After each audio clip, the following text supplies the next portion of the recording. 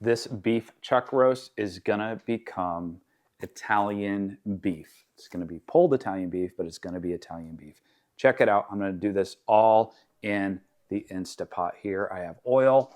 I've got it set to saute right here, and we're ready to go. So we're gonna drop the chuck roast in,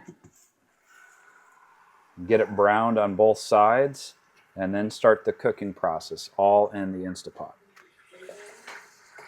I'm adding some garlic into the mix here, oregano, Italian seasoning, black pepper. It's going to be a little bit of a party in there. And then I have some of my own beef broth from previous cooks that I'm adding. If you don't have that, you can use prepackaged broth or some bouillon, or better than bouillon. That would be great as well. But that's why you see this frozen chunk that's going to get thrown in here in just a second. But first we got to flip it over and brown the other side.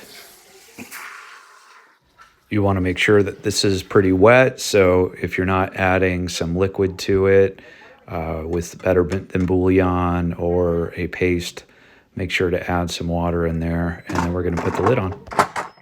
So setting the lid here, making sure that that little steam release is set, and then I press on meat stew and then put my time in, approximately 60 minutes with high pressure, and then it's going to release for about 20 minutes to 15 minutes.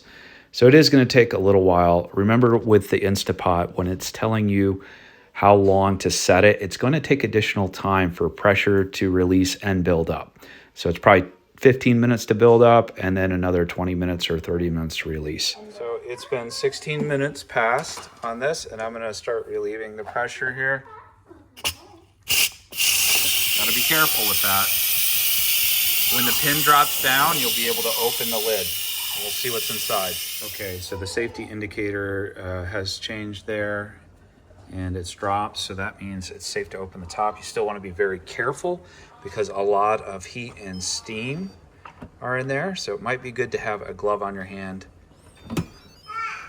And there we go. Whew. There's the roast, and I'm gonna see if I can pull it in a second. So I'm checking the meat right here to make sure that it's ready to shred, and it is. You can't even pick up the whole thing together. It kind of falls apart, as you can see right there. I'm going to move it onto a plate and shred it in a minute, but first let's talk about our buns. So we used to live in Chicago area. This is the best I could get in the middle of Indiana. So I'm going to toast these in the broiler for a few minutes to crisp them up so that they can handle the meat and the au jus. These were in the broiler for 3 minutes on low, and they're nice and toasty now. So moving the meat onto a plate to shred, this is going to make it a lot easier, and it's just pulling apart super easy. You can remove any fat pieces that you don't want in there. And then I added some au jus over the top of it, and then we poured some on the side for anybody who wanted to dip like a French dip. So here's what my shredded Italian beef looks like. I cook it giardiniera, so I kind of put some banana peppers and pepperconis on there, and I'm ready to eat this. Let's check it out. First taste for me. The other kids said they loved it a lot. What does the first bite say? Oh, first I'm gonna dunk it. Yeah, you gotta dip that thing, get it wet. Like you always do. Yeah. And it's delicious. Yeah, I approved this recipe, and I love my Instapot. There's so many things you can do with it. This is just one of those things. First time trying this, and I'm going to be making it again for sure.